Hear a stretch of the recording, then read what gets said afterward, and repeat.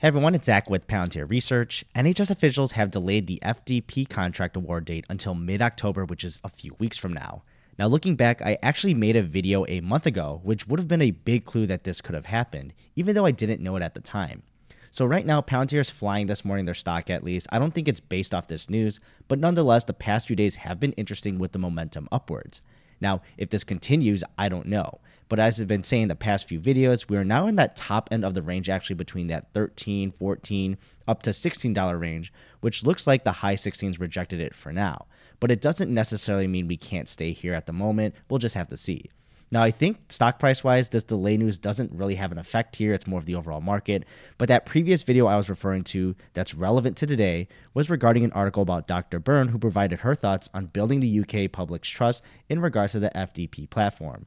Essentially, she doesn't work for the NHS, but still for the government and their data protection security department, the National Data Guardian.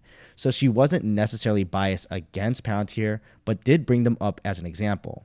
I'm assuming it's because they had the most controversy around this contract, but who knows if it means anything about them being a front runner or a winner.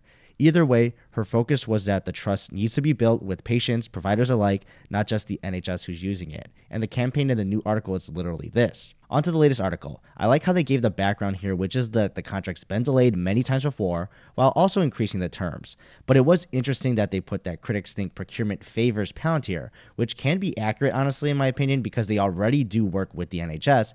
Therefore, the experience is there with end users already with tangible results. But procurement actually favors those with the best solution that works, because they can perform. If they had to talk and charm their way in, then procurement will be very bad for them still. And this is also backed up by the contract history with the early ones that they point out. I know the latest one officially was with NHS England, where they were doing some data transfers for the FDP, but regardless, the history is there. So the campaign is around £2 million or $2.4 million. I'm assuming this is not Palantir money, of course, because that defeats the purpose. It'll probably be some government marketing, which will hopefully just get the facts out there. Now, with the doctor from the previous video, she also chimed in on this article that if the program doesn't have enough of the public involved, it will become ineffective and have a knowledge gap where alternative narratives can take hold or allow more speculation and misinformation and discontent. And I wonder if she's referring to Foxglove, which would be interesting. Either way, as an investor, it stinks that the contract is not officially awarded and would rather have this awarded sooner rather than later. But if the buy-in is truly there for whoever wins, that's actually the best outcome for the UK and their people. Now, if they delayed it longer than a few weeks, I'd see it as more of an issue of kicking the can down the road, but it seems a few weeks right now is truly just to get the real buy-in before announcing a winner. I mean, nothing is still guaranteed for Palantir, and who knows, they may even delay it more when we get there, but for now, this is what we know.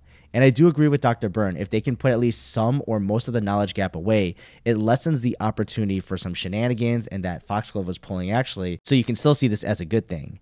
Now, I don't think her earlier comments in the month-old video means that Palantir wins or was a front runner. I thought she just pulled it as an example, but if the need for an engagement campaign came up, I would suspect it would be because of Palantir, just because of their reputation and wide coverage, but people still don't actually know about them. And they're probably the most unknown when it comes to what they do. And yes, a retail investor like ourselves who closely follow the stock, it's very apparent what they do and what the good they do.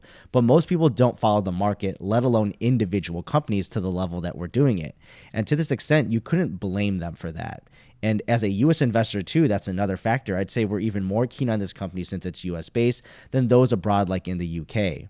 So if it truly brings knowledge and closes that gap that Dr. Byrne's talking about, I'm all for it, because maybe it'll be a fresh start for a lot of people's minds where their first interaction or even thought about Palantir is them helping the NHS. And not this three-letter agency trying to steal your data kind of narrative. I know that's always going to come up if Foxglove comes back, but we'll have to see. But what are your thoughts about this? Are you annoyed at the delay, or do you understand why it's happening? Let me know below, and thank you all and to my channel members for watching, and I'll see you in the next video.